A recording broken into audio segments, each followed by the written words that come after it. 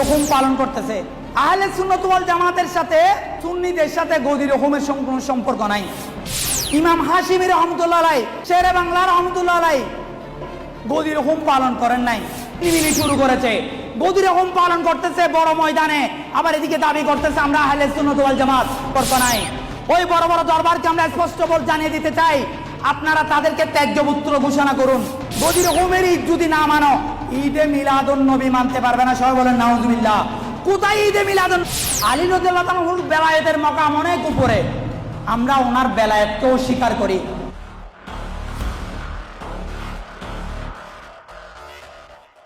আমি আল্লাহ এবং আল্লাহ রসুলকে ভালোবেসে কথাগুলো বলতেছি।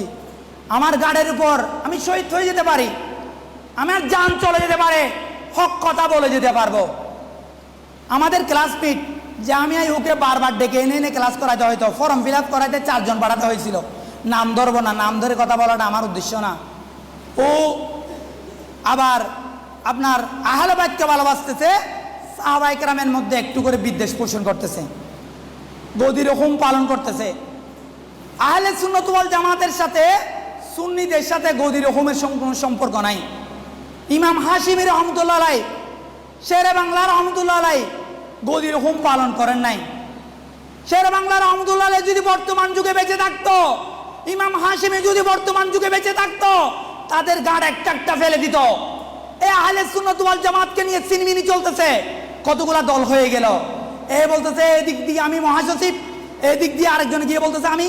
কিন্তু ইমাম হাশিমি থাকা অবস্থায় বাংলার জমিনে বলেন, সারা ওয়ার্ল্ডের জমিনে বলেন, আহলে সুন্নাত ওয়াল জামাতের আমি ইমাম, এই ধরনের কেউ বলার সাহস পায় নাই।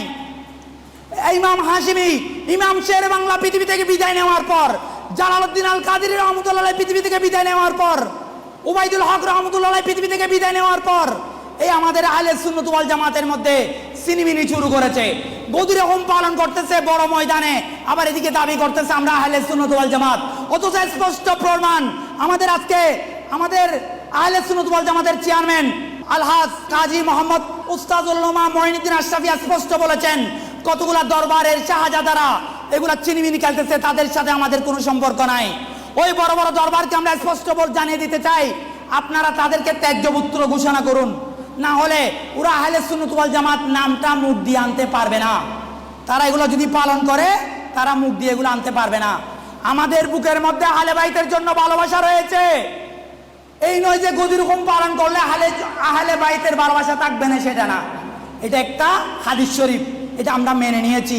এটার জন্য আলাদা যে ঈদ পালন করতে হবে সেটা না। আরেক বক্তা এভাবে বলেছেন, ঈদে গদির হুমের ঈদ যদি না মানো, ঈদে মিলাদুন নবী মানতে পারবে না। সবাই বলেন নাউজুবিল্লাহ। কোথায় ঈদে মিলাদুন নবী? কোথায় এটা? ঈদে মিলাদুন নবী প্রত্যেক উলামায়ে কেরাম এটার উপর একমত, ঈদে মিলাদুন নবী জায়েজ। সবাই বলেন সুবহানাল্লাহ। এটা শুধু এখানে আমরা করতেছি যে না, আল্লাহও আসমানে নবী কেরামকে বসিয়ে ঈদে মিলাদুন নবী পালন করেছে। যে ব্যক্তি স্পিকারে বলেন, স্টেজে বলেন এই বক্তব্যটা দিয়েছেন, তার মুখটা কেমন নাপাকি, সে কেমন কমবখ জালেম। ঈদে মিলাদুন নবীর পর্যন্ত আঙ্গুল তুলতে, ঈদে মিলাদুন নবীর দিকে পর্যন্ত আঙ্গুল তুলতে সে 2 মিনিট দেরি করে নাই। যে রাসূল পাক সাল্লাল্লাহু আলাইহি ওয়াসাল্লামকে পৃথিবীর জমিনে যদি না পাঠাতো, আমি আপনি এই মসজিদে বসে তাকরীর করতে পারতাম না, আপনারা শুনতে পারতেন না, আমরা কারবালার ময়দান, কারবালার ইতিহাস শুনতে পারতাম না, কারবালার মাহফিল করতে পারতাম না। আমার রাসূল পাক সাল্লাল্লাহু আলাইহি ওয়াসাল্লামকে পৃথিবীর জমিনে পাঠাবেন বলে আল্লাহ ভালোবেসে রাসূলকে সৃষ্টি করেছেন বিদায় আমি আপনার জন্ম হয়েছে, আমি আপনি পৃথিবীতে এসেছি। একজন বক্তা কিভাবে ঈদে মিলাদুন নবীর পর্যন্ত আঙ্গুল তুলতে দেরি করলো না, শুধুমাত্র ঈদে গদির হুকুম পালন করার জন্য। আমরা তো কেউ ওই হাদিসটাকে না করি নাই। হাদিস অনেক রয়েছে, আলী রাদিয়াল্লাহু তাআলা তরবারির হাদিস রয়েছে। তাহলে ঈদে তরবারি বা এভাবে করে আপনার এটা একটা ঈদ পালন করতে হবে। আলী রাদিয়াল্লাহু তাআলার বেলায়েতের মাকাম অনেক উপরে, আমরা ওনার বেলায়েতকেও স্বীকার করি। রাসূল পাক সাল্লাল্লাহু আলাইহি ওয়াসাল্লাম ইরশাদ করেছেন, আনা মাদিনাতুল ইলম, আমি এলমের শহর, ওয়া আলিয়ুন বাবুহা, এবং আমার আলী হলো ওই এলমের দরজা, শহরের দরজা। সবাই বলুন সুবহানাল্লাহ। আমরা ওনাকে এটাও তো স্বীকার করতেছি না। আমাদের থেকে বেশি কে ভালোবাসেছে? একটা জিনিস খেয়াল রাখবেন, রসুল পাক সাল্লাল্লাহু আলাইহি ওয়াসাল্লাম পৃথিবী থেকে যাওয়ার পর আবু বকর সিদ্দিক রাদিয়াল্লাহু তাআলা প্রথম খেলাফতে অধিষ্ঠিত হলেন।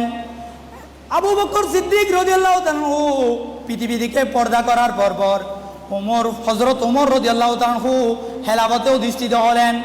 হযরত ওমর রাদিয়াল্লাহু তাআলা পৃথিবী থেকে চলে যাওয়ার পর, বিদায় হওয়ার পর, রুখসত নেওয়ার পর হযরত উসমান যিন্নুরাইন রাদিয়াল্লাহু তাআলা খেলাফতে অধিষ্ঠিত হলেন। হযরত উসমান যিন্নুরাইন রাদিয়াল্লাহু তাআলা পৃথিবী থেকে বিদায় নেওয়ার পর হযরত আলী রাদিয়াল্লাহু তাআলা খেলাফতের ময়দানে খেলাফতের সিংহাসন অধিষ্ঠিত হলেন। সবাই বলুন সুবহানাল্লাহ। আমরা আহলে সুন্নাত ওয়াল জামাত আবু বকর সিদ্দিক রাদিয়াল্লাহু তাআলাকে সিরিয়ালটা আমরা মেনটেন করব। আবু বকর সিদ্দিক রাদিয়াল্লাহু তাআলা এক নম্বরে, প্রথম এক নম্বরে, 2 নম্বরে হচ্ছে হযরত ওমর রাদিয়াল্লাহু তাআলা, 3 নম্বরে হচ্ছে হযরত উসমান যিন্নুরাইন রাদিয়াল্লাহু তাআলা, 4র্থ নম্বরে হযরত আলী রাদিয়াল্লাহু তাআলা। সবাই বলুন সুবহানাল্লাহ। শিয়াদের মধ্যে 4টা প্রকার, 4টা ধাপ রয়েছে, 4টা স্তর বিন্যাস রয়েছে, 4টা দল রয়েছে। একটা দল, তাদের মধ্যে একটা দল এমন পর্যন্ত আছে, তারা আমার নবীকে পর্যন্ত নবী মানে না। তারা হযরত আলী রাদিয়াল্লাহু তাআলাকে তুলতে আকাশের উপর তুলতে হযরত আলী রাদিয়াল্লাহু তাআলাকে নবী মানে। সব বলুন নাউযুবিল্লাহ। আমি স্টাডি করেছি, আমি পড়েছি, এবং যেটা বাংলাদেশের মধ্যে উদ্ভব হচ্ছে, ইরানের টাকা এসেছে। ইরানের টাকা খেয়ে খেয়ে তোমরা যে বড় হচ্ছ, বড় বড় আহলে সুন্নাত ওয়াল জামাতের আলেম পর্যন্ত টাকার মধ্যে বিক্রি হয়ে গিয়েছেন। আমি বলবো, আমাকে আগ্রাবাদ একটা জায়গায় দাওয়াত দেওয়া হয়েছিল, আমি কিন্তু বিক্রি হই নাই। আমি নালায়েক, নাচিস, ফুরকান, ছোট হতে পারি, নগণ্য হতে পারি, কিন্তু চিন্তা করেছি পৃথিবীর ঘর বাড়ি কোনো ব্যাপার নয়, গাড়ি বাড়ি কোনো ব্যাপার নয়। কালকে আমাদের ময়দানে আমার রসুলকে কিভাবে আমি চেহারা দেখাবো? আমাকে আগ্রাবাদ মোড়ের মধ্যে বুখারী শরীফের দাওয়াত বলে আমাকে নিয়ে যাওয়া হয়েছে। সেখানে দেখতেছি একটা মজলিস, সেখানে শিয়াদের মজলিস। আমাকে বোঝানো হচ্ছে, আমাকে মাইন্ড ওয়াশ করার চেষ্টা করা হয়েছে। আমি কিন্তু যাই নাই। জান যেতে পারে, হয়তো কালকে আমাদের ময়দানে পৃথিবীতে কেউ হয়তো গার্ডটা মেরে দিবে, আমাকে হত্যা করবে, আমাদেরকে শহীদ করে দিবে। কালকে আমাদের ময়দানে আমার রাসূল পাক সাল্লাল্লাহু আলাইহি ওয়াসাল্লামকে আমার চেহারাটা উজ্জ্বলভাবে দেখাতে পারবো। হে রসুল, আপনাকে ভালোবেসে পৃথিবীর জমিনে মুনাফিকের কাছে, কাফেরের কাছে, এজিদের কাছে আমি বিক্রি হই নাই, শিয়াদের কাছে আমি বিক্রি হই নাই। সবাই বলুন সুবহানাল্লাহ। মিডিয়া রয়েছে, যিনি বলেছেন, যারা আমাকে দাওয়াত দিয়েছেন তারাও পৃথিবীতে বর্তমানে বেঁচে আছে। আমি স্পষ্ট জানাতে চাচ্ছি, আহলে সুন্নাত ওয়াল জামাতের আলেম কিভাবে টাকার জন্য বিক্রি হচ্ছেন। টাকার জন্য বিক্রি হয়েন না। কিয়ামতের ময়দান একদম সব নিকট।